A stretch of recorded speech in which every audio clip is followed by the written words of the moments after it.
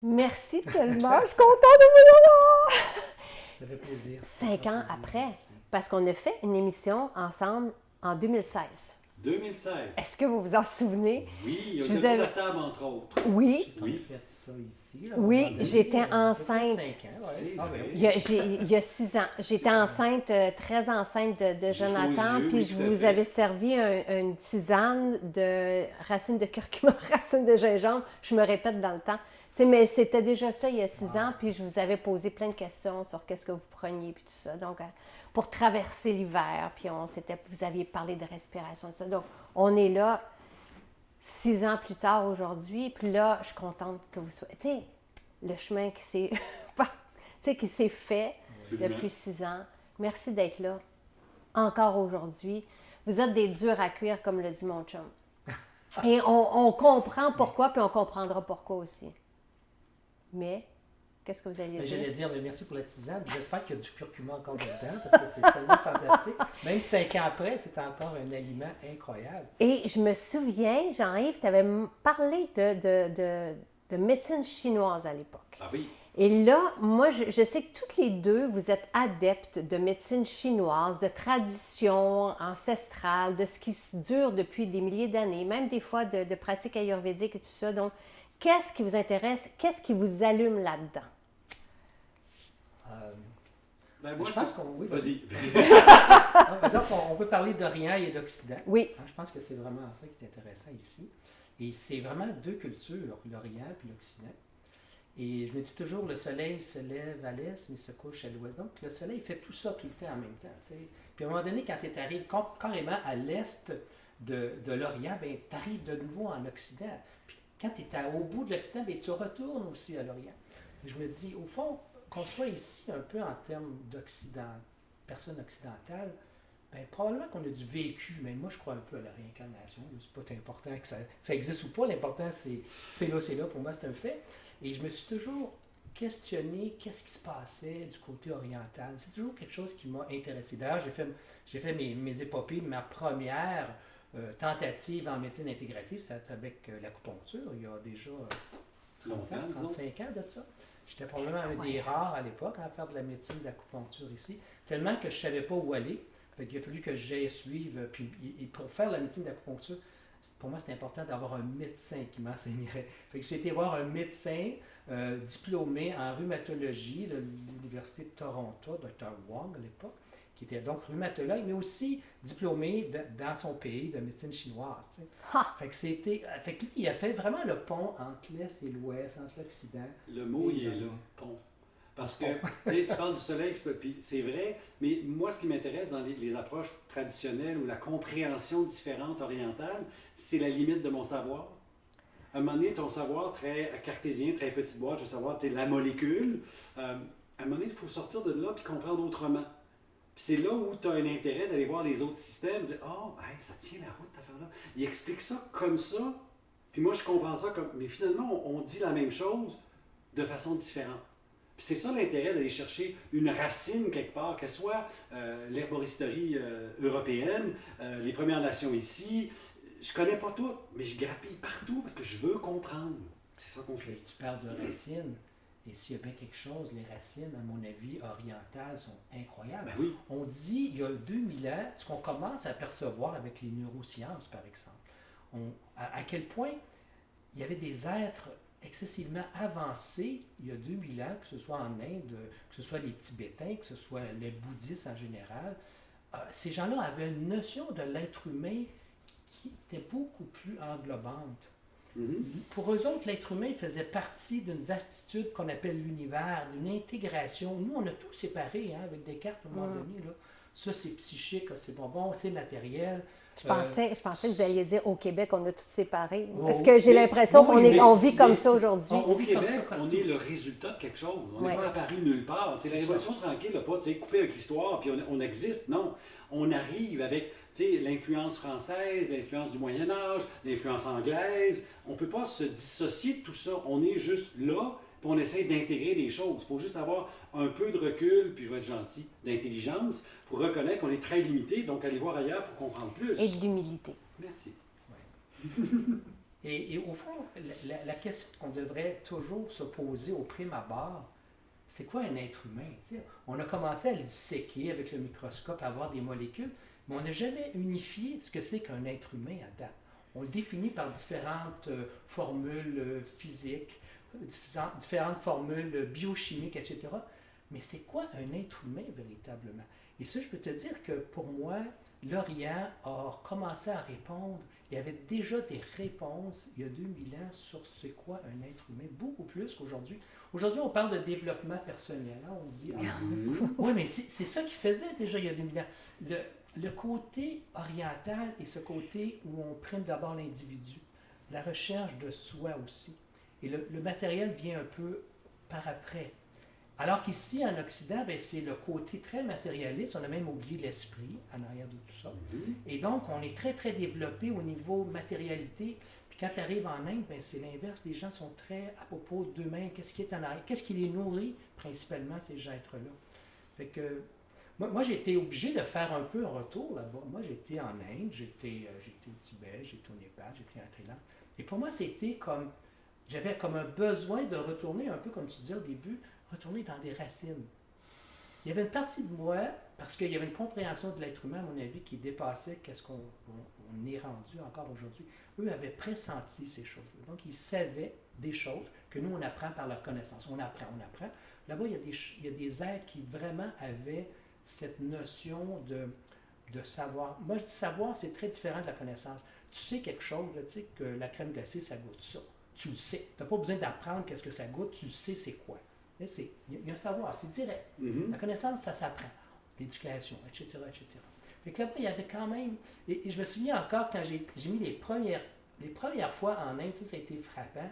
Je m'en vais dans un ashram, et là, j'arrive dans le petit village de Puttaparthi.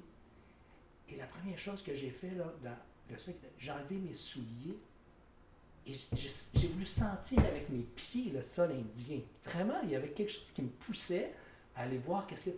Et je me suis même, à un moment donné, agenouillé, puis j'ai quasi embrassé le sol. Puis là, j'ai eu la diarrhée pendant 3 semaines.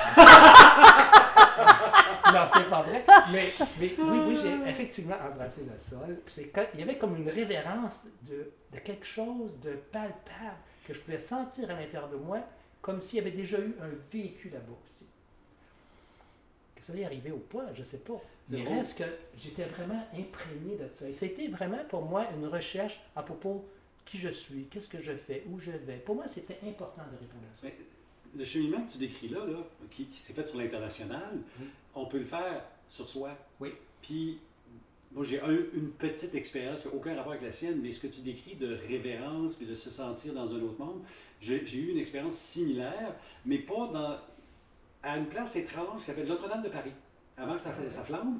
Et là, je ne sais pas si vous savez, il y a une sculpture dans toute l'église qui date de la même époque que la cathédrale. Elle était au niveau du cœur. C'est une statue de la Madone de l'époque du Moyen-Âge. Ben, il s'est passé quelque chose. Je me promène dans la mer de tourisme. Puis à un moment donné, j'accroche là. Puis je suis resté là. Puis là, le sanglot qui passe, je suis obligé de m'asseoir. Puis il y a une expérience... comme de révérence, de transcendance. Je ne peux pas l'expliquer. Ouais, c'est d'autres choses, mais j'étais ailleurs. Puis ça m'a pris du temps de laisser passer ça. Puis j'ai jamais compris pourquoi. Puis je suis retourné plus tard dans le même endroit. Puis c'est comme... Non. Mais à ce moment-là de ma vie, c'est très significatif. Il se passe quelque chose. Alors, donc, le cheminement dont on parle, c'est vraiment plus en dedans qu'à l'extérieur qu'on le fait. Mais faut que vous m'expliquiez. Parce que moi, j'ai ce désir-là de renouer. Tiens, je pense qu'on l'a tous. Et on veut vivre des voyages comme ceux-là, puis on veut vivre des révélations, mais c'est quoi qui se passe? C'est quoi ça? Parce qu'on a l'image, oui, effectivement, de l'Inde, qu'il y a une espèce de spiritualité qui s'en dégage, un peu comme moi, je l'ai vécu au Brésil. Tu sais, je suis arrivée là, puis dans l'avion, je sentais, j'étais même, je planais au-dessus, puis je dis, mais qu'est-ce qui se passe? Donc, mais en quoi... Donc, comment ça se fait que ces lieux-là vont voir ça chez certains individus? Est-ce que c'est cette quête-là? Est-ce que c'est parce que là-bas, on a vécu dans cette espèce de connaissance-là de soi ou de poursuite-là de soi, ou puis que là, il y a cette culture-là puis qui émane? Est-ce que ça reste? Comment vous expliquez ça? Je pense que c'est toujours au niveau du ressenti qui est important. De plus en plus, je pense qu'aujourd'hui, l'individu doit... Tout à l'heure, tu as parlé justement d'intériorisation. Mais l'Orient, c'est beaucoup par rapport à l'intériorisation. Beaucoup. Tandis que l'Occident, c'est beaucoup par rapport au paraître. C'est l'extérieur. C'est pas mauvais. Les deux ont fait en sorte qu'eux ont cheminé par là, puis ont cheminé par là. Mais à un moment donné, les deux vont se rejoindre. Surtout quand on parle, par exemple, au niveau de la mystique. C'est l'être divin qui nous habite, bien, qu'elle s'appelle Sainte Thérèse, qui elle, lévitait quand à méditation. Hein. En pleine méditation, Sainte Thérèse était toujours... Oui, la vrai de vrai, là. Elle était au plafond, hein, vraiment, là, à toutes les fois qu'elle méditait, elle levait. Ben voyons. Mais les hindous, c'était... Il y a des cas comme ça. On a tendance à faire deux mondes, mais quand tu parles justement du monde mystique, tu vas retrouver des similitudes dans tous les mondes. Puis, c'est pas le système dans lequel il vit, c'est pas la religion dans laquelle c'est l'individu qui est dans sa quête. Puis pour aller dans le sens de ta question, est-ce que tu as besoin d'être géographiquement quelque part pour faire cette évolution-là? Puis je vais donner un exemple de quelque chose que n'importe qui peut faire. Tu te promènes pieds nus dans une forêt ou sur un gros morceau de granit. Qu'est-ce que tu sens? Tu sens quelque chose. C'est individuel, mais tu ressens quelque chose. Fait que si tu prends juste cette expérience-là de dire qu'est-ce que je sens, il y a une énergie, il y a quelque chose, peu importe le mot que tu mets, mais tu ressens quelque chose. Sur le bord d'une rivière, tu ressens quelque chose. Alors tu peux vraiment faire ce cheminement intérieur ici. Le plus grand voyage dans toi, de toute façon, on s'entend. C'est le plus difficile, le plus grand, le plus difficile. Mais là, aussi. on va tomber dans les traditions indiennes avec Rama. Oui, mais c'est ça. Bon, ça nous interpelle, je pense. Mais là, vous parlez de ressenti. C'est sûr que moi, j'aime ça, mais vous êtes quand même deux hommes de science. Puis aujourd'hui, et on en a déjà parlé, c'est la science comme à tout prix et la science pour donner de la crédibilité à tout. Puis là, vous parlez de ressenti et d'expérience personnelle. De prendre ce que tu viens de dire, ouais. Là, la science, qu'est-ce qu'on trouve dans les neurosciences? Qu'est-ce qu'on trouve dans un paquet de trucs de points, que ce soit en épigénétique? On retrouve, par l'autre bord, on retrouve l'être humain. Dans les neurosciences, on est très... en psychologie, c'est ça, mais en médecine, c'est d'autres choses. Puis à un moment donné, on fait, oui, mais dans le cerveau, il se passe ça. Puis ça se passe en même temps que telle chose. Et on est obligé, on est confronté devant un savoir imparfait. Puis la seule façon de faire le lien entre tout, c'est de parler de l'individu, de sa variabilité, et là, tu fais comme, OK, on commence à retoucher. C'est pour ça que tu as des gens comme Christophe André, le psychiatre, qui parle de pleine conscience, puis qu'on écoute Mathieu Ricard, le moine tibétain français, puis on l'écoute en sciences. Puis je vais aller plus loin que ça. Wim Hof, le cinglé hollandais, qui est le Iceman, qui a les records de survie dans le froid, bien, on l'écoute, puis on commence à analyser. Fait qu'à un moment donné, la science est obligée de faire un revirement pour aller comprendre la réalité. C'est pas l'inverse, c'est pas la science qui mène, c'est la réalité qui mène, puis la science est à la course après pour essayer de comprendre. Le problème, c'est que la science, elle a quand même beaucoup de retard par rapport à ce que l'individu ressent et vit. C'est vraiment ça. Parce que même en neurosciences, on commence à s'intéresser au phénomène psychologique de l'être humain, puis toutes ses croyances, à quel point ça a une importance dans sa physionomie, dans sa physiologie, parce qu'on a des appareils enfin qui sont capables de mesurer. Tant que tu n'as pas ces instruments-là, c'est comme ça n'existe pas. Oui, mais ça, c'est juste que là. Puis l'arrogance de cette phrase-là qu'on retrouve encore aujourd'hui, si c'est pas documenté, c'est pas prouvé, c'est pas bon ça. C'est de l'arrogance, ça. Puis ça a été tout le temps vrai. Tu peux trouver des écrits du 19e siècle où c'est la science, puis surtout à l'Académie royale de sciences à Londres, on a fini, on sait tout. Tu remontes au 18e siècle, les encyclopédistes, pour avoir le culot d'écrire une encyclopédie, c'est parce que tu considères que le savoir est fini. C'est humain, cette affaire-là. C'est de l'arrogance et c'est minimaliste. Dans cette espèce d'océan-là. Donc, ce qui vous interpelle dans ces traditions, dans ce vieux savoir-là qui se transmet, c'est d'abord la dimension spirituelle. Est-ce que c'est ça? Ou est-ce que c'est les pratiques, parce qu'on a parlé d'acupuncture, est-ce que c'est... comment... Ça date de combien de temps, l'acupuncture? Juste pour savoir.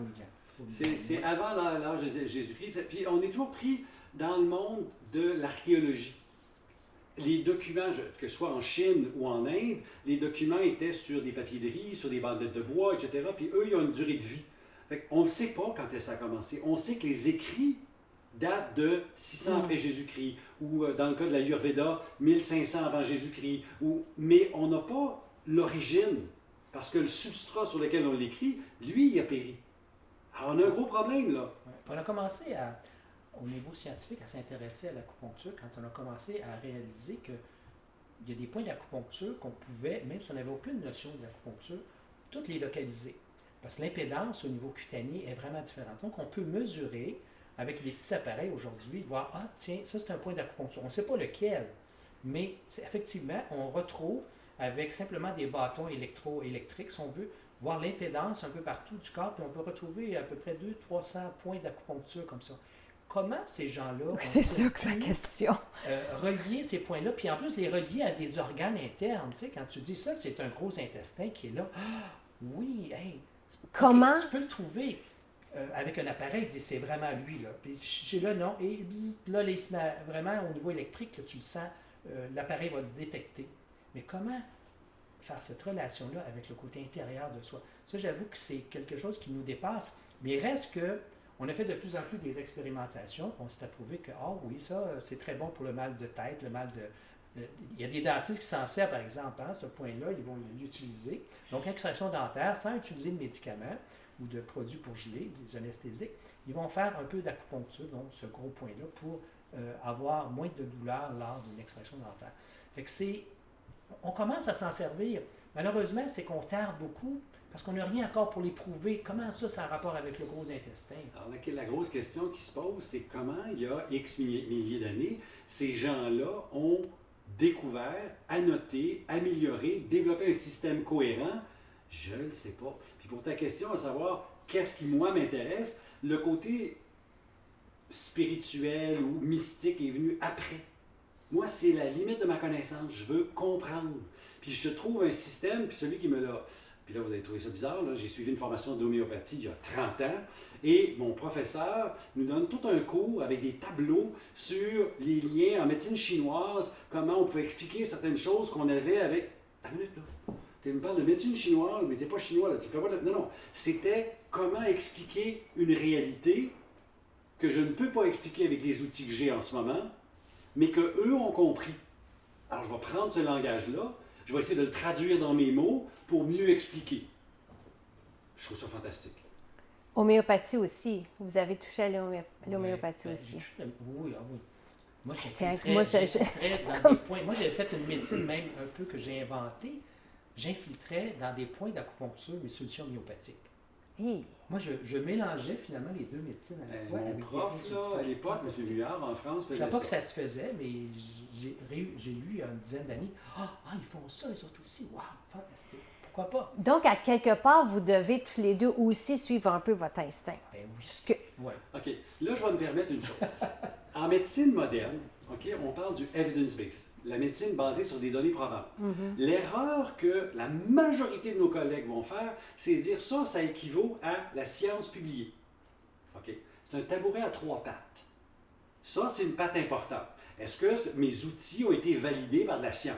Cool. Il y a 2 autres pattes qu'on a oubliées au tabouret, parce que si tu n'as pas 3 pattes, ils tombent. Une, c'est l'instinct thérapeutique. Ah, Alors, le thérapeute, peu importe la spécialité dont on parle, doit prendre tout le bagage qu'il a appris pour l'adapter à la personne qui est devant lui. La personne devant moi, ce n'est pas une statistique, c'est un être humain. Avec toute sa complexité, ses paradoxes, ses contradictions. Et cette personne-là a aussi un instinct qui parle souvent Bingo. au Et là, tu viens de thérapeute. toucher le 3e point. Ah, voilà. Le 3e point, c'est mon patient, ses valeurs, ses besoins, sa compréhension. Puis la plus grande évidence dans une pratique, qu'elle soit médicale de thérapeute, elle vient de la personne au bord du comptoir, assise sur la chaise, mets ça comme tu veux, sur la table. C'est elle l'évidence. C'est pas ce qui est publié, c'est la personne. Donc si tu veux vraiment faire de la médecine ou de la thérapie basée sur les données probantes, le evidence-based medicine, ça te prend tes 3 pattes. Puis on a oublié ça en parlant de rien qu'une. Puis au fond, tu n'as pas besoin d'avoir des milliers d'individus qui participent dans une science avec des placebos à double insu, etc. Parce qu'au fond, le jour où, dans ta pratique, tu fais quelque chose, puis à chaque fois que tu fais ce procédé-là ou cette technique-là, le résultat est toujours Y. Bien, tu sais, quand ça fait 20 fois, tu fais ça, puis ça donne tout le temps la même réponse. Bien, c'est une certaine science basée. Parce que, au fond, c'est toujours reproductible. Tu sais que si tu fais ça, le résultat va être ça. Donc, il y a quelque chose de prévisible, de prédictible. Et pour moi, ça devient de la science. Mais c'est de la science. C'est de la science, au fond. Parce que la vraie J'aime science, ça, là, j'adore ça. tu sais, la science, on a appris ça en secondaire 3, OK? On apprend que la méthode scientifique, c'est ob proi pex con. Je m'en rappelle encore. Tu sais. Observation, il y a un problème. Tu fais une hypothèse, tu fais une expérience, puis tu tires une conclusion de ton expérience, tu repars à zéro. Mais ça, tu fais ça en cuisine. Ah, j'ai mis plus de poudre à pâte dans mon gâteau. Oups, ça marche pas. Est-ce que la santé intégrative ou la médecine C'est fonctionnelle... différent. OK, parfait. Est-ce que la médecine fonctionnelle a cette approche-là plus globale et qui inclut un peu tout? C'est quoi la médecine intégrative? Ben, la médecine intégrative, c'est celle qui intègre dans son approche d'autres formes médicales. Mais ce n'est Ok. pas nécessairement de la médecine fonctionnelle. C'est deux, tu sais, Ah. C'est quand même deux mots. deux écoles. OK, Par parfait. exemple, on pourrait donner, tu arrives avec un mal de tête. Ah, puis là, je t'ai donné des médicaments, puis ça ne marche pas. Tu en as essayé 3, 4, ça ne marche pas. Tu dis, ah, tiens, on va référer en acupuncture. OK, puis ça ne marche pas. Ah, ben, je vais te référer en ostéopathie. Et là, c'est de la médecine intégrative. C'est-à-dire que toi, ne connaissant pas nécessairement tout le domaine approfondi de ces différentes sciences, tu vas aiguiller ces gens-là en acupuncture, en ostéo, en nutrition, etc. Et ça, c'est de la médecine intégrative. OK. La médecine fonctionnelle, c'est le médecin qui va, ou le praticien qui va faire une médecine dans laquelle il va essayer d'aller chercher pour l'individu qui a un problème X, les solutions qui vont être Y par rapport à lui. Donc, tu ne traites plus la maladie, tu vas traiter l'individu qui a une maladie. C'est vraiment, vraiment différent. Tu as un mal de tête, je pourrais te donner un analgésique, je pourrais te donner un antimigraineux. Mais pourquoi tu as mal à la tête? La médecine fonctionnelle se passe toujours l'éternel, sans piternelle Pourquoi? question. Pourquoi? Comme un enfant, tu sais. Pourquoi maman ça? Pourquoi papa ça? Tu dis, ah, ça n'arrive plus un enfant, c'est le pourquoi du pourquoi du pourquoi. Mais la médecine fonctionnelle, c'est un peu ça. Pourquoi tu arrives avec un mal de tête? Pourquoi tu as un cancer? Mais tu peux aller jusque-là. À quelque part, il faut se poser la question du pourquoi. Pourquoi relève donc de la cause qui est en arrière de tout ça? Et la médecine pratiquée aujourd'hui, disons ici, là, en Amérique, Oui. c'est une médecine qui... Beaucoup plus axé sur la solution pour enrayer ou soulager le symptôme. Le symptôme. Alors, On a une la carte migraine, d'assurance. ton analgésique. On a une carte d'assurance maladie. Oui, En pas passant, d'assurance santé. On n'a s'entend. pas encore une carte d'assurance santé. C'est vraiment différent. C'est pas pour rien que ces mots-là sont là. Moi, je me dis, on a exactement la médecine qu'on a désignée, qu'on veut. C'est une médecine où on veut soulager un symptôme. C'est ça.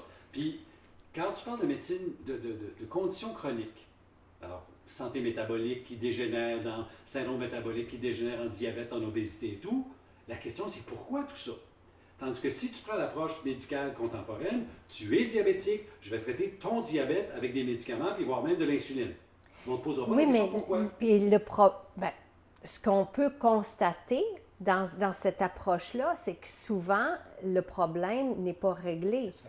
Et c'est que moi, nos ce que je hôpitaux sont pleins. vois, oui, et ce que je vois, c'est qu'on va commencer par des médicaments, puis après ça, il va y avoir d'autres médicaments pour les effets des médicaments, puis on recule jamais en arrière. Il y a toujours plus de médicaments, puis on dirait que le bobo est tout le temps Le là et qu'il va en phénomène- avoir d'autres Le après. phénomène s'appelle une cascade médicamenteuse. Tu commences avec un, tu finis avec 12. Puis c'est une dérive quasiment nécessaire, justement parce que jamais, dans la façon de penser médicale, puis je m'inclus là-dedans, là, j'ai été formé comme ça, on cherche à enrayer ou soulager le symptôme. Mais finalement, tout ce qu'on réussit à faire, c'est gérer le symptôme. On n'est pas en train d'orienter vers la guérison. Puis dans les études de médecine traditionnelle, est-ce qu'on pense comme ça aussi? Est-ce qu'on enseigne? Malheureusement, non. Malheureusement, non. C'est encore la médecine pharmaceutique. Donc, en pensant que le médicament miracle, c'est encore la pilule. Il va falloir autant du côté du patient que du médecin réaliser qu'un jour, c'est pas la pilule qui vient à bout de tout ça. Actuellement, le constat, c'est en moyenne 12 à 15 médicaments chez les personnes âgées par jour, donc 15 à 12 sortes de médicaments. Ça veut dire 25-30 pilules par jour. La moyenne. On dépense 50 milliards au Canada en pilules. Si on fait le constat, là, notre médecine elle a bien évolué. Je te dirais, oui, l'urgence, j'ai été urgentologue pendant des années dans la plus grosse urgence à Montréal. Oui, on est efficace en urgence, mais triste, pour moi, c'est triste réalité de voir qu'il n'y a plus de diabète. Il y a plus, ça, c'est l'apanage de toute médecine actuelle. Il y a plus de diabète que jamais, il y a plus de maladies de cœur que jamais, il y a plus de dépression, il y a plus d'arthrite, il y a plus de cancer, puis il y a plus de maladies auto-immunitaires. Mais c'est quoi ça, c'est quoi le plus, le nec plus ultra de la médecine, d'avoir plus de maladies que jamais? Bien, il y a quelque chose qui nous manque dans notre système. Absolument. Là-dessus, on est exactement à la même place. On ne se pose pas la question pourquoi, puis on cherche à traiter en enrayant, en gérant, en soulageant, mais pas en se disant pourquoi. Et très souvent, puis on a tous été formés comme ça, quand on se met à parler de changer l'alimentation, changer le style de vie, on se fait dire carrément, laisse faire, ton patient ne le fera pas. Et pourquoi le patient ne le fera pas? Parce qu'on l'a quand même, veut pas, on a depuis quelques générations pensé qu'on était pour avoir des pilules miracles tout le temps. Oui. Donc ça, c'est inclus, c'est profond dans nos croyances. Donc le patient lui-même va quémander cette pilule miracle, et puis le médecin, n'ayant que seul bénéfice pour traiter son patient un médicament, ben on y va pour les médicaments. Donc, Parce que vous apprenez pas ça, comment voir, donc la médecine fonctionnelle, on n'apprend pas ça. Ça commence, il y a de l'espoir. Il y a des Ouais, écoles, c'est mais l'espoir. dans la formation universitaire classique américaine, dans le sens nord-américaine, c'est pas là. C'est un courant parallèle. Un courant, la médecine fonctionnelle commence quelque part dans les années 90, avec un monsieur qui s'appelle Jeffrey Bland, qui n'est pas médecin, il est biochimiste. Puis lui commence à poser la question, oui, mais les voies métaboliques qui m'amènent là, pourquoi? Puis là, il commence à parler de tests, puis de générer pour changer ça, pour faire en sorte que le patient bouge du point A au point B et s'en retourne vers la santé. Et non, je gère ton diabète. C'est triste à dire, hein, parce que moi, il y a 5 ans, je pratiquais de façon active la médecine fonctionnelle et on m'a interdit de pratiquer cette médecine sous peine de sanction. T'es pas un cas unique au Québec. C'est en 2015, ça, là. Mhm. J'ai envie de pleurer. Mais c'est J'ai été triste. obligé d'arrêter de traiter mes patients et m'orienter seulement au niveau de la douleur chronique parce que j'avais développé une expertise avec le temps dans tous les problèmes musculo-squelettiques. Mais carrément, ma grosse pratique de médecine fonctionnelle pour lesquelles les gens venaient d'un peu partout pour avoir des solutions à leurs problèmes chroniques, mais je ne pouvais plus l'appliquer. Parce que la médecine fonctionnelle, on me dit c'est quelque chose qu'on va oublier, ça, tout à l'heure, on n'en parlera plus. Mais non, c'est quelque chose qu'on devrait de plus en plus amener dans une université. Tu as tellement raison que c'est un mouvement qui, sans être dans les créneaux universitaires, prend de plus en plus d'ampleur. Ouais. Que ce soit la nutrition fonctionnelle, la médecine fonctionnelle, Puis c'est un peu une version plus ancrée dans la science contemporaine, mais c'est une version d'un peu de la naturopathie, où on va parler, on va changer ta réalité. J'ai des tests pour prouver tout ça. Le meilleur outil que j'ai, c'est ton alimentation, c'est ton activité physique, c'est ta gestion du stress. Des affaires qui sont floues, sur lesquelles j'ai pas de brevet, j'ai pas de profit nulle part, j'ai juste des outils qui vont prendre du temps à s'implanter, donc ça prend du temps, de l'énergie, du monde pour le faire, mais mon patient va de mieux en mieux. Et c'est toute la distinction, là. Oui, mais si on ne peut pas pratiquer ça ici, si un médecin ne peut pas pratiquer ça ici, où est-ce qu'on peut avoir accès à ces informations-là? J'ai l'impression qu'on commence tranquillement à tolérer ces choses-là. OK. Mais on est loin encore de dire qu'il faut que nos médecins pratiquent aussi selon cette médecine du pourquoi. Traiter la cause et non pas le symptôme. Parce qu'on se ramasse avec une polymédication qui finit plus. Puis comme tu disais tout à l'heure, un effet secondaire d'un médicament, on peut le connaître. On prend 2 médicaments, OK, il y a une influence. Hey, le jour où tu en as 4-5 médicaments, essaie de retrouver qu'est-ce qui fait quoi dans ça. C'est comme, je prends 15 sortes de pilules de différentes couleurs. C'est quoi la couleur qui résulte de 15 sortes de couleurs en même temps? Bonne chance. Tu sais, c'est un peu pareil, à un moment donné. Puis, Un médicament agit à des centaines d'endroits à chaque fois. Puis chacun interagit avec l'autre, même si cliniquement, j'ai pas de preuve de Même si l'interaction. t'as pas de preuve. C'est Et très difficile. si on est dans ce qu'on appelle un changement de paradigme. Un paradigme, c'est un ensemble de références. Alors, si tu remontes il y a 100 quelques années, avant l'arrivée du premier médicament brevetable, le médecin n'avait pas tous les tests qu'on avait, n'avait pas les médicaments, il avait son gros bon sens, sa formation, puis le patient devant lui. Fait qu'il faisait ce qu'il pouvait, puis très souvent, c'était « Hey, toi, mon gros, là, si tu continues à faire ce que tu fais là, tu vas mourir comme ton père. » Oups! Message qui punch, c'est juste à la bonne place. OK, maintenant, c'est quoi qu'il faut faire pour ne pas faire comme mon père? Là, la science évolue de toutes sortes de façons et on arrive avec ce mouvement-là qui est la médecine fonctionnelle qui dit on a une panoplie de tests qu'on peut utiliser pour démontrer le pourquoi. On l'a pas toujours, mais souvent on l'a. Fait que là maintenant, fais pas comme ton père, on peut l'expliquer précisément, puis là on peut faire quelque chose. Mais ça là, ça va prendre encore une génération avant que ça prenne le palier. Toi, tu es un précurseur, on t'a tapé dessus parce que tu es bien trop dérangeant. Moi aussi, en passant. Mais moi, j'ai encore confiance dans le fait que ce mouvement-là va prendre de l'ampleur pour la bonne et simple raison que ça donne des résultats. Puis tu as des gens qui, à un moment donné, sont en meilleure santé. Et parce que les gens le réclament. Ben oui. On va aller là, on va y aller. Et il faut bien réaliser qu'actuellement, ce sont les maladies chroniques donc, Qui sont en train on de souffre. On n'a pas de traitement pour une maladie chronique. On va soulager jusqu'à le vitam aeternam, puis on va rajouter des médicaments. Donc, il faut vraiment extérioriser puis commencer à réaliser pourquoi j'ai telle maladie, pourquoi j'ai du diabète. Et ça se guérit. On va en parler tout à l'heure. Le diabète, ça se guérit. Moi, j'ai jamais appris ça quand j'ai fait mes cours à l'époque. J'ai réalisé qu'aujourd'hui, j'étais capable de traiter un patient sur 2, un patient sur 3. Le diabète disparaît à un moment donné. Absolument. Fini. Docteur Brouillard, c'est quoi ça, l'arbre de la médecine fonctionnelle? Ah ben tiens, c'est à mon avis quelque chose qui va être vraiment Je vais le important. mettre en visuel, là. C'est On va pouvoir le montrer. Alors, c'est ça. Puis on va le voir en plus, il va être en superposition. Donc, au fond, ça démontre un peu, on a tous un peu besoin de comprendre des choses quand c'est sous forme d'une image. Et puis, je pourrais dire qu'au fond, on est tous un peu des bons thérapeutes. Hein? Toi. À la maison, vous avez des plantes. Hein? Et quand une plante va mal, qu'est-ce que vous faites? Vous dites, oh, les feuilles commencent à tomber. Ma plante est malade. Est-ce que vous allez voir je sais pas moi, le médecin des plantes? Le médecin des plantes, dire quelle vitamine ou même pas, quel médicament je devrais donner à ma plante?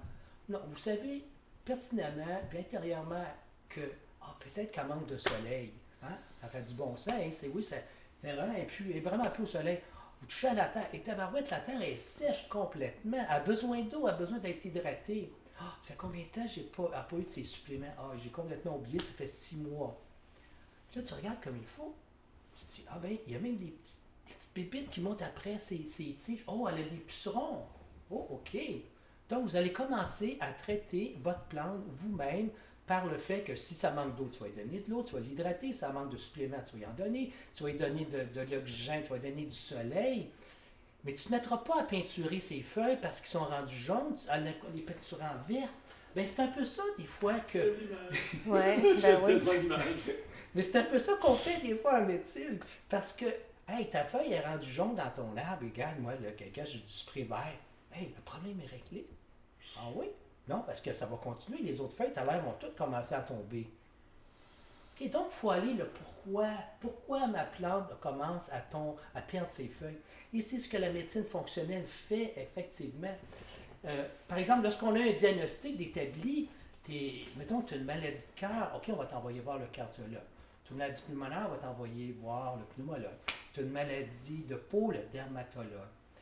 Mais est-ce qu'il se pourrait qu'à un moment donné, puis même tu as une dépression, parce que tu vas finir peut-être en dépression, mais là, on va t'envoyer voir le psychiatre aussi. Donc, tu vas retourner à travers ces 4 spécialistes-là, mais peut-être qu'au fond, on va avoir simplement, encore là, fait le tour de ta dépression avec un antidépresseur, fait le tour de ton inflammation avec un anti-inflammatoire, fait le tour avec une statine, une anticholestérol.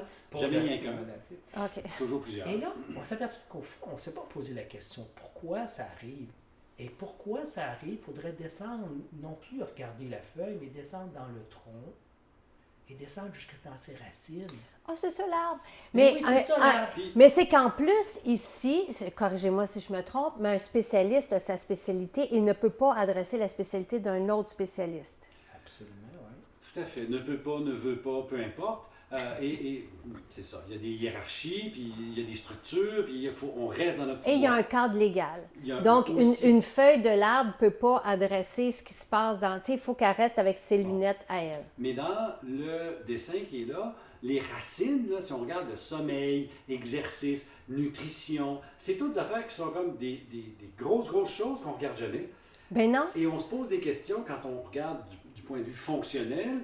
Est-ce que je ne pourrais pas avoir une explication dans les racines de l'arbre qui sont ce que moi, toi, comme individu, peut faire? Est-ce que je peux changer mon alimentation? Est-ce que j'aurai des carences? Ah, peut-être la carence est trop importante, on va donner un supplément. Mange donc mieux que telle affaire. Est-ce que tu vis du stress comme jusque-là, puis si tu n'arrêtes pas de vivre du stress, bien, il y a un infarctus au bout. Ben, ça ne tente pas d'aller voir le cardiologue, on va gérer le stress. Puis là, tu vas parler des choses banales, la pleine conscience, la cohérence cardiaque, l'exercice physique. C'est ça les racines. Puis les racines sont toutes modulées par qui tu es, ta génétique, ton environnement, les traumatismes que tu as subis, et les voies métaboliques, les différents systèmes qui vont réagir à tout ça. Puis là, tu as le diagnostic. Vois-tu comment la médecine pense à l'envers? Donc, là, ici, on est dans l'approche de la, médecine fonctionnelle. médecine La fonctionnelle. médecine de la cause. Hein? C'est vraiment De la cause. Et on a tendance, quand on aborde un problème, de penser en termes physiques, tu sais, le sommeil, l'exercice dans l'assiette. Mais il y a plus que ça dans la santé de l'individu. Il y a le mental, il y a les émotions. Oui, toutes nos croyances. C'est incroyable, les croyances. Quand on dit aujourd'hui en neurosciences, là, 95% de notre comportement, de notre agissement, vient du subconscient. C'est grave quand tu dis hey, 95% de la façon dont j'agis, je pense, je me véhicule, et je dis ci, je dis ça, ça fait partie de mon subconscient. Des choses qu'on t'a imprimées quand tu étais jeune, quand tu étais enfant, des choses que l'éducation t'a données, des choses que la société a bien voulu que tu embarques, dans lesquelles, si tu voulais être normal, il fallait que tu passes dans ce créneau-là. Bien, on est simplement la sommation de tout ça. Alors qu'un être humain, c'est bien plus que la sommation de tout ce qu'on lui a montré en tant que petit enfant. Parce que c'est quand tu es petit que tu imbibes tout ça. Hein? Ça, c'est marqué. C'est dans ton subconscient. Tu t'en souviens même pas. Tu ne peux pas mettre le doigt dessus. Mais il y a quelque chose qui fait que tu vas agir comme ça, tu vas penser comme ça, tu vas être malade de cette façon-là. Parce que dans ton subconscient, c'est lui qui gouverne. 95%, mais c'est horreur. Si tu veux, c'est l'horreur. C'est horreur. C'est je vais mettre le côté sombre en arrière. Ben, c'est déjà ça. Mais je vais aller plus loin que ça parce que la même science qui nous fait dire ce qui nous mène, c'est des pulsions qui viennent d'en arrière, qui viennent du subconscient. Il y a un paquet de compagnies qui ont compris ça aussi, qui nous vendent des produits justement là-dessus, avec la science du comportement. Alors, pourquoi certaines boutiques, il y a des fils à la porte? Des fils. Des fils de monde qui attendent à la porte Ah, de oui, boutique. oui, je comprends. Non, je comprends. Des Du monde. suites de personnes. OK, oui. Certains cafés, par exemple, ils ont créé quelque chose basé sur les sciences de la comportement, et ce faisant, vont aller jouer sur des pulsions, tu t'en rends même pas compte, mais c'est ce café-là que tu veux, par exemple. Alors, il y a plein de... Cette science-là qui explique les neurosciences. Oui, mais ce qui mène mes comportements, ce qui mène ma façon de faire, c'est au-delà de mon conscient, mais c'est vraiment émotionnel, subconscient. Bien, on nous vend énormément de produits comme ça. Tu fais comme, oh, t'as une minute, là. Ça commence à être compliqué, ça, là. Et il faut le savoir. Et, on a parlé de médecine chinoise tantôt, d'acupuncture. J'ai une acupunctrice, quand j'étais enceinte, qui me frottait ici pour défaire, pour pas que je transmette à mon bébé que je portais mes affaires à moi. Elle dit, je peux-tu? Elle dit, me permets-tu de le faire? Je ne sais pas jusqu'à quel point, mais c'est une scientifique aussi qui est devenue acupunctrice et qui était chimiste mais je trouvais ça intéressant parce qu'on traîne des trucs de nos ancêtres aussi. L'épigénétique, c'est ça. Okay, c'est toute cette notion-là de mon code génétique, il est là, mais qu'est-ce que je fais avec? Alors, comment mon corps active certains gènes, inhibe certains gènes, on va prendre le mot méthylation pour expliquer ça, mais peu importe, des gènes, je l'allume, l'autre, je l'inhibe. Et ça, tu transmets ça aussi, en plus des chromosomes, l'activation ou l'inhibition. Puis, selon les neurosciences encore, ça a 3 générations, cette affaire-là. Là. Oh boy! Fait que tu transmets. Puis un exemple qu'on a montré il n'y a pas très longtemps, le père. On se dit souvent, regarde, je transmets juste un petit spermatozoïde, qui sait que j'ai à faire là-dedans? Voilà. Non, non. Le fait que tu consommes du café ou de l'alcool, ça va influencer la croissance du bébé. Pardon? On est rendu là. Mais c'est tellement parcellaire, je ne l'ai pas tout, ça. Mais c'est là pareil. Et ça va plus loin que l'aspect physique Ben du oui. café, de l'alimentation. On sait qu'il y a... Bon, OK. Les neurosciences, là, est-ce que quand on parle de physique quantique, est-ce que c'est autre chose complètement ou c'est dans la famille des neurosciences? Ben, c'est peut-être ce que je trouve intéressant dans toute la question de la physique quantique. Quantique, d'ailleurs, ça veut dire quoi? C'est du quantum. Quantum, c'est quoi? Ce sont des particules infinies, tellement petites qu'on ne peut pas voir. OK? Ce sont des paquets d'énergie, quantum. C'est ça, la physique quantique. Et ce qui est intéressant, c'est que la physique quantique, c'est tous des prix Nobel qu'on a parlé, oui. qui C'est s'appellent des mathématiques de haute qui sont- voltige, là. ben oui, qui s'appellent Planck, qui s'appellent Heisenberg. Et c'est des gens, là, des grands cerveaux, des gens incroyables. Que ces gens-là qui étaient dans le domaine de la science par-dessus la tête et dans les chiffres, à un moment donné, se disent, en bout de ligne, puis la plupart sont tous arrivés là, Einstein aussi, il y a une espèce de grand penseur en arrière de tout ça. Et c'est pas un hasard que tout ça arrive. Le grand penseur, on peut penser là comme le divin, peu importe. Mais on fait partie de ça. C'est ça qu'à un moment donné, il faut réaliser, on fait partie de ça. Fait qu'au fond, cette science-là, qui est la science de l'invisible, malgré qu'elle a des prix Nobel, ça date des années 33, 39, 40, bien, cette science-là ne perce pas beaucoup parce qu'on est encore dans la sainte matérialité, si on veut. Si on ne peut pas y toucher comme ça n'existe pas. Oui, mais ce qui existe le plus dans notre univers, c'est l'invisible.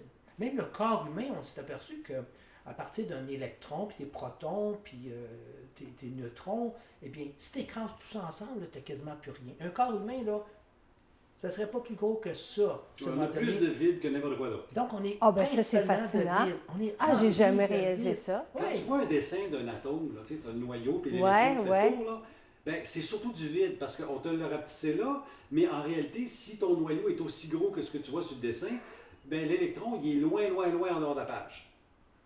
Mais tout ça, c'est la notion énergétique. C'est la notion, la lumière, c'est à la fois une onde et une particule. C'est la notion des niveaux d'énergie. Alors, en physique, c'est très populaire, c'est très admis jusqu'à un certain point.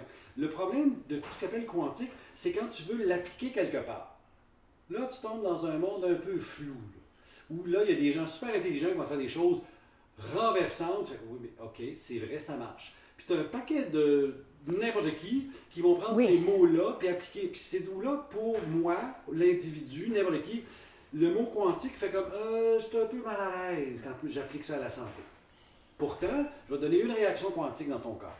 Une. Quand tu fais de la vitamine D au soleil, je vais t'expliquer pourquoi je dis ça. Ben oui. Les ultraviolets frappent ta peau, puis à un moment donné, tu atteins un certain niveau d'énergie, et là, le niveau d'énergie monte un palier, ponk, puis ta réaction se crée. C'est des escaliers comme ça. Et ça, c'est de la physique quantique. Sauf que, comment est-ce que je peux appliquer ça en médecine? Je ne sais pas. Mais ça, c'est une réaction quantique. Moi, je faisais effectivement dans ma médecine, j'ai fait à peu près toutes les médecines. OK, donc j'ai fait de la photothérapie aussi. Oui, Ah. Avec fascinant la la couleur. photothérapie. OK, mais J'ai c'est quoi travaillé avec toutes les la médecines? couleur. Ça veut dire quoi? Ah, puis on va revenir à la médecine de couleur. L'acupuncture, l'ostéo, la nutrition, le toucher thérapeutique, en tout cas, nomme-les toutes, l'hypnose, la thérapie à distance. C'est ça. Non, mais Mais un esprit curieux ne peut pas se satisfaire d'un enseignement limité. ouais, c'est ça, mais à partir du moment, puis ça, tout à l'heure, tu as parlé de 2-3 générations. La première chose qu'il faut commencer à enlever ou à s'appliquer, c'est que ça existe. Parce que l'invisible existe. Tu sais, mais comment, quand même, que tu dis, hey, la photothérapie, moi j'aime ça, mais là, tu vas être obligé de défaire tes croyances qu'on t'a toujours données et qui te nourrissent encore. Et ça va prendre probablement des années avant que tu réussisses à tasser la croyance intérieure que non, ça n'existe pas la photothérapie. C'est ça, il y a toujours des doutes qui Il y a viennent. toujours des doutes. Ça ne marche pas tout de suite, fait que là, oups, il y a un doute qui va Je arriver. me souviens puis de va prendre mes la place. patientes qui étaient directrices de banque. Non, elle était professeure. Elle était professeure. Puis on parlait justement de cette relation, de la place de la femme dans la société d'aujourd'hui. Là. On monte à peut-être à 20-25 ans. elle disait, moi, je suis pour la libération de la femme. Puis, ça devrait être directrice, une femme. Et puis, t'es sûr? Tu crois vraiment à ça, toi? Moi, je savais.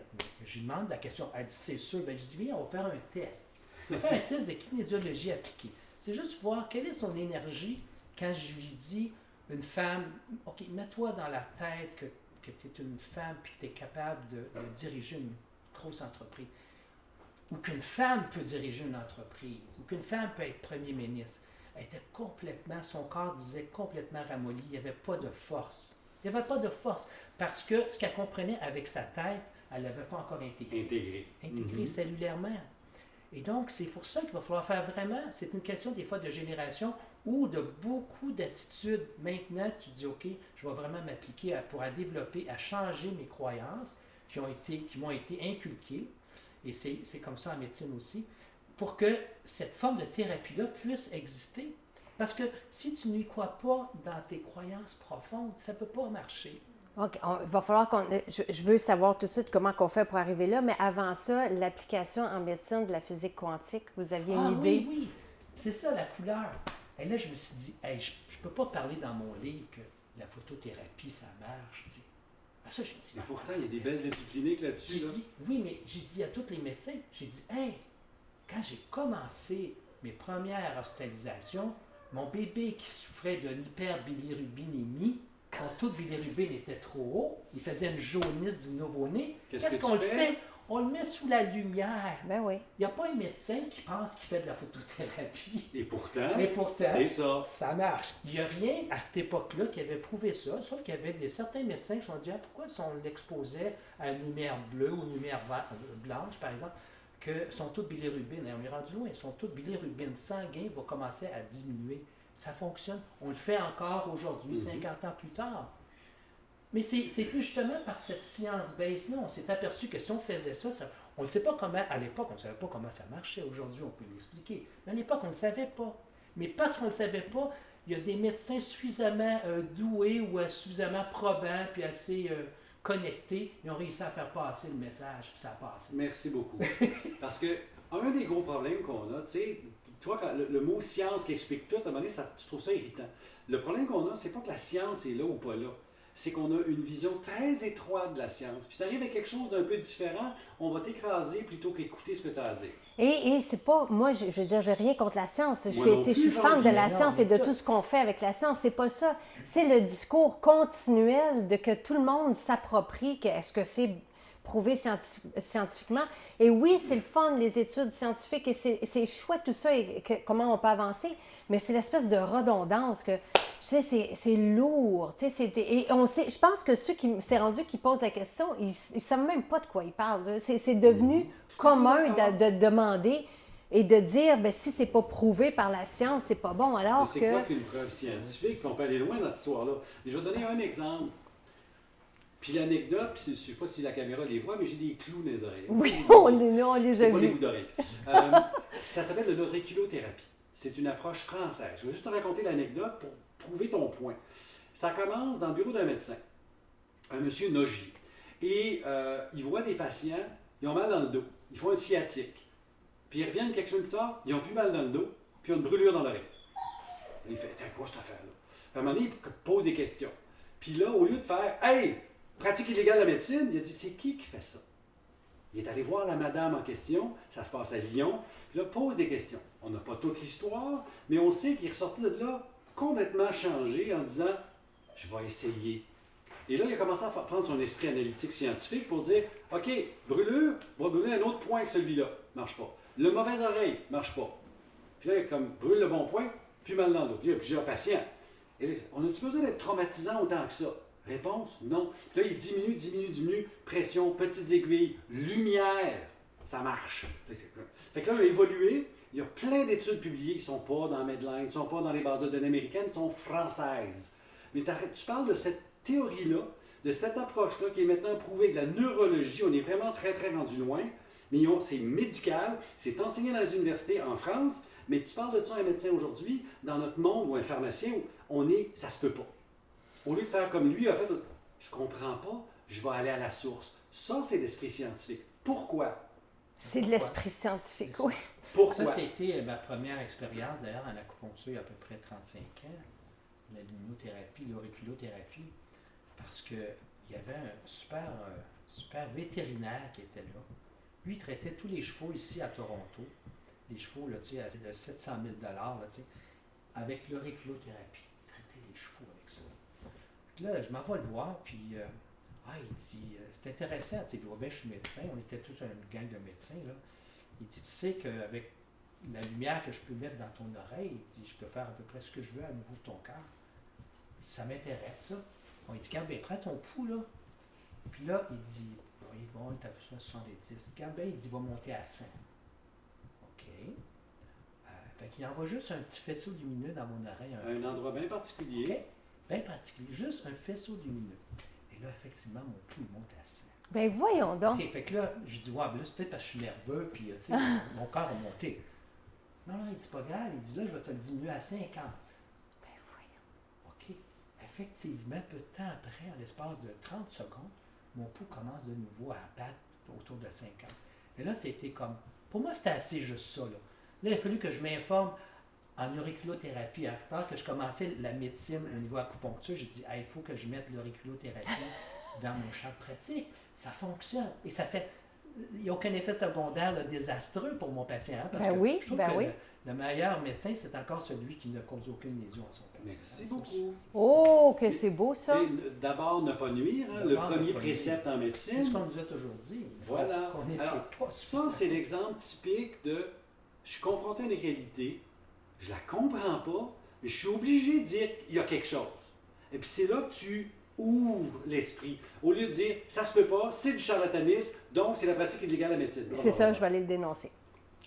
OK. À partir du moment où on est. Ça prend une bonne dose, comme tu as dit, au départ du milieu. Absolument. Parce qu'au fond, ça commence sans ça, c'est trop facile dans ton arrogance de dire hey, c'est de la merde, c'est pas vrai. Et là, tu te coupes de tout. Alors que le jour et tu juges tout. Et tu juges. Et tu rentres dans tout. Je pense qu'on a tous des figures là, qu'on voit. Il y a des attitudes qui ne font pas avancer les choses. Merci. C'est que c'est devenu l'attitude prédominante. Je reviens avec ton expression tantôt, que ça t'irrite toute cette science-là. C'est pas de la science, c'est le scientiste, celui qui veut absolument avoir l'argument fait par quelqu'un d'autre. La vraie science, ça commence avec soi. Puis cette attitude-là, négative, arrogante, elle est dommageable. Mais elle est dommageable aussi, Jean-Yves, parce que quelqu'un qui dit « Hey, la méditation, c'est pas prouvé que ça fait telle affaire. » Fait que, tu sais, non, mais après ça veut dire que tous ceux qui s'adonnaient à la méditation puis qui voyaient peu importe que ça soit prouvé ou non, et qui retiraient des bienfaits, bien là, ils vont remettre ça en question. De la même façon que si on dit « Hey, le jus vert, c'est pas bon », tu sais, la même chose, quelqu'un qui avait sa dose de nutriments, de légumes, parce qu'il ne mangeait pas des légumes, puis là, on lui dit ça, il range sa machine. Fait que il y a quelque chose là-dedans, je trouve, de triste, et avec des attitudes qui ne sont pas constructives et qui ne sont pas « Hey, on va aller voir un peu plus loin que cette espèce de… » Une chose est sûre, hein, c'est qu'il n'y a personne qui est mort parce qu'ils ont pris un jus vert. Hein? Il n'y a personne qui est mort. Ni en méditant. Ni en méditant. Mais à un moment donné, quand est-ce que l'individu va-t-il vraiment se poser la question puis réfléchir lui-même? À quelque part, c'est une question de réflexion. Parce que, tu sais, là, la sacro-sainte science, là, actuellement, comme on la met trop en épingle, et surtout au niveau des pharmaceutiques, on voit à quel point, à un moment donné, c'est dommageable. Moi, je me souviens à l'époque du Vioxx. Le Vioxx, là, moi, j'ai interdit à mes patients d'en prendre. À un moment donné, j'ai changé ça. J'ai dit, vous n'allez pas nous prendre ça. Oui, mais c'est prouvé. Même le FDA, même le Santé Canada l'approuve. Mais j'ai dit, ça va donner des maladies de cœur, ça, tout à l'heure. Eh bien, et j'avais vu des articles même de certains docteurs Glenn à l'époque qui avaient même écrit, il avait envoyé ça au FDA, il disait, hey, ça attaque directement les parois artérielles. Il faut cesser cet anti-inflammatoire-là. Mais on a continué. Ils ont reçu, Merck & Frost a reçu l'annonce de ça. Ça a été aux poubelles, personne ne s'en occupait. Jusqu'au jour où on apprend en dessous de la table que Merck & Frost a réglé pour 4 milliards en dessous de la table pour les gens qui ont fait des maladies, des arrêts cardiaques. 100 000 personnes sont mortes de maladies de cœur et il n'y a personne de vraiment coupable. Tout ce que la compagnie a payé 4 milliards pendant qu'elle recevait 3-4 milliards par année pour les 3 ans de plus. À quelque part, à un moment donné, aux gens, il faut quand même arrêter de penser que la pharmaceutique, c'est le bon Dieu dans les médicaments tout le temps. Et médicaments les sont médecins, je veux dire, c'est comme ça, c'est la culture, c'est dans la culture. Oui, c'est Et dans vous la êtes culture. pharmacien et médecin, et vous êtes extraordinaire, et vous êtes aussi référencé, vous êtes à côté sur de la science, mais vous avez aussi des œillères, et vous êtes des durs à cœur, encore une fois, ouvertes sur le monde et sur d'autres traditions et sur d'autres médecines. À partir du moment où la personne veut se prendre en charge, parce que c'est facile, la pilule qui guérit, c'est Toujours. facile. Toujours. Mais sauf qu'on se rend compte que ça ne guérit pas. T'sais, sauf en urgence, où on Oui, dit, en c'est ça, urgence, tout à fait. et c'est important, et Dieu merci. Et encore une fois, moi, j'ai eu des épisodes où j'ai dû passer dans les hôpitaux et dans les urgences, puis wow, des histoires incroyables et du monde tellement de qualité. Donc, c'est pas ça qu'on remet en question, c'est qu'est-ce qu'on fait pour bien vivre, pour réussir sa vie, pour se prendre en charge versus attendre une Bon, pilule. il y a le premier principe qu'il faut regarder, là, c'est que la responsabilité de ta santé, c'est la tienne. Tu ne peux pas la donner à quelqu'un d'autre. Tu peux aller chercher de l'aide, oui, c'est très important parce que le thérapeute, quel qu'il soit, il en sait plus que toi dans son domaine. Oui. Mais t'en sais plus que lui sur toi. Et c'est là où la démarche de se prendre en main, ce que tu viens de dire, c'est d'abord, toi, comment tu réagis, comment tu te sens. Est-ce que si tu manges telle affaire, tu as le nez bouché, il y a quelque chose à comprendre, là, ton corps te Et parle. de valoriser l'instinct aussi de l'individu. Moi, L'instinct et la connaissance, c'est des les deux fois, quand reflets. vous remettez ça en lumière, là, que, hey, ça nous parle, on se dit, on a des idées des fois, juste de vous l'entendre dire, j'imagine toutes les personnes qui vont entendre ça, qui vont dire, waouh, je suis pas fou, et je peux m'écouter, et tu sais, il y a une. On est intelligent à quelque part pour Beaucoup plus qu'on pense. On a dévolu un peu trop le pouvoir aux médecins en général. C'est comme si nous, on ne peut plus rien faire. Moi, je me souviens à l'urgence, j'avais des gens qui arrivaient simplement pour une petite grippe. Ils voulaient avoir le remède pour leur petite grippe. Mais ils étaient juste un peu grippés. J'étais plus malade qu'eux autres. Des fois, certaines nuits, à les recevoir. Moi-même, j'étais grippé, je faisais de la fièvre, puis je travaille. Parce qu'à l'époque, je travaillais même dans 3 hôpitaux, 3 urgences. Puis là, les gens ont complètement perdu toute notion de pouvoir s'aider eux-mêmes. Tu sais, que ce soit à travers, ça peut être un médicament aussi, mais il y a tellement de peur chez l'individu qu'il accourt tout de suite chez le médecin comme, qu'est-ce qui m'arrive? Il n'ose pas véritablement s'informer lui-même pour voir, si je faisais telle affaire, ça va m'aider. Ou s'informer. Permettez-moi de présenter quelques livres ici qui sont assez fantastiques, donc, et que j'aime beaucoup. La santé repensée, évidemment. Là, je pense que tout c'est la base. C'est vraiment une Bible. Hein? C'est les gens ça. me disent c'est une Bible sur leur santé. Il y a Oui. près de 60 000 volumes qui ont été vendus à date. Et Dans le bravo. monde. Ouais. Bravo, félicitations. Non, juste au Québec. Juste au Québec? Juste au Québec, ça, là. Ah, ben là. Je parle pas de toutes les autres qui ont été traduits dans différentes langues. Là. Je ne sais pas combien il y en a dans les autres. Wow! Mais au Québec. Hey, Au bravo! Québec, c'est 5 000, c'est un C'est un best-seller. 5 000, c'est un best-seller. Ouais. Jean-Yves, il est arrivé, Je viens là. de dépasser le bravo. best-seller. Jean-Yves écrit Bon stress, bad stress, et aussi, on a aussi là-dedans beaucoup d'éléments pour prendre sa santé en main. Et best-seller maintenant. Lui, il a décidé de le sortir pendant le COVID, quand toutes les librairies étaient fermées. C'est extraordinaire. Il est sorti le 10 mars, puis le 13, tout fermé. C'est Le, extraordinaire. le sens Bon du livre, bon timing. J'ai le talent. Puis, Ça va faire son chemin. Parce que tranquillement, là, pas du vite. stress, on va en vivre encore plus que jamais. Pas mal. Pas mal plus. et ici, on a un livre, bon, il y a La douleur repensée aussi pour ceux qui sont en douleur, qui est un peu Pour les plus... maladies en général. oui. Comment faire face à certaines maladies. Oui. Question de vie et de mort, c'est là où on rentre dans et ce qu'on adresse un peu, tu sais, ce qui nous permet de bien vivre. Donc, vous avez dans les 2 livres, tu sais, la santé, vraiment là, la supplémentation, la qualité de vie, la lumière, la respiration, tous les 2, vous les abordez à votre façon. C'est Le ça. style de vie, santé T'sais, ou réussir sa On dit vie. la même chose, Oui. mais on a tellement des bagages et des expériences différentes qu'on l'exprime différemment. Mais si tu lis les deux, là, Ça Ah, se vous ressemble vous, pas vous mal. recoupez tout le temps, Absolument. mais dans un langage de pharmacien, dans un langage ça. de médecin, Ou si tu me permets, dans le langage de Gaëtan, dans le langage de Jean-Yves. De Au Jean-Yves. diplôme, là, C'est ça. on a un bagage d'individus, d'êtres humains. Puis on fait qu'on un essaie- cheminement différent. Exact. Donc, une présentation différente, mais c'est la même chose. Absolument, c'est ça que je veux Ce qui dire. est intéressant, c'est que les gens vont aller chercher ce qui correspond un peu plus à eux autres. Absolument. C'est présenté de telle façon. C'est vraiment important, cette chose. Mais ce qu'on va faire dans la prochaine émission ensemble, c'est que pour agir, tu sais, nous, pour se prendre en main, au lieu d'attendre la pilule, mais se prendre en main maintenant et réussir sa vie, je vais vous demander à vous, qu'est-ce que vous faites dans la prochaine émission pour réussir votre vie?